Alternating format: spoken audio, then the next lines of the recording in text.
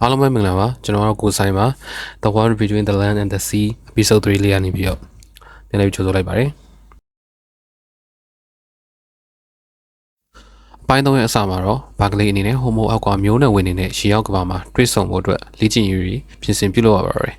ဘာကလေးအနေနဲ့ရေရောက်မှာအကြိုက်နေနိုင်ဖို့အတွက်ရုပ်ပိုင်းဆိုင်ရာရောစိတ်ပိုင်းဆိုင်ရာပါပြင်ဆင်ရပါတယ်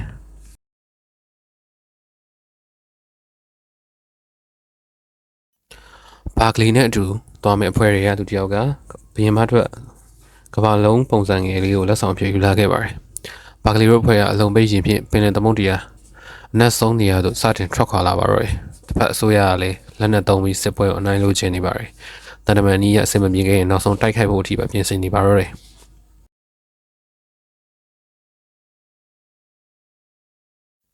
သမုဒ္ဒရာတွေကိုဆင်းတဲ့အဖွဲ့ကလည်းပင်လယ်ကျမ်းပြင်ကိုမရောက်ခင်တခုခုရဲ့ဆွဲခေါ်ခြင်းကိုခံရပါတော့တယ်။ဘာကလေးတို့ကလည်းရင်ငိုးဝတ်စုံတွေကိုအသင့်ပြင်ဆင်လိုက်ကြပြီးမကြခင်မှာပဲဟိုမိုဟောက်ကွာရီရဲ့အတိုက်ထဲကိုရောက်ရှိသွားပါတော့တယ်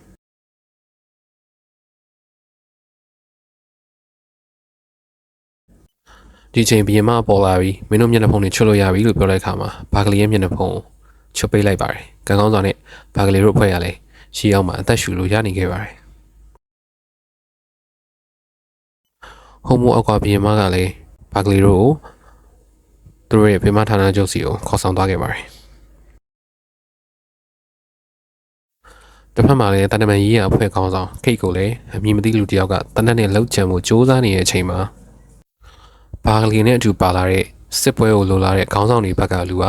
ဘုံပါတဲ့လက်ဆောင်ကဘာလုံးကိုပေးနေတဲ့အချိန်မှာဘာကလေးကဝင်တားလိုက်တယ်ပါတယ်။အဲ့ဒီအချိန်မှာပဲအပိုင်း3လေးဟာဒီနေရာမှာပဲပြီးဆုံးသွားပါတော့တယ်။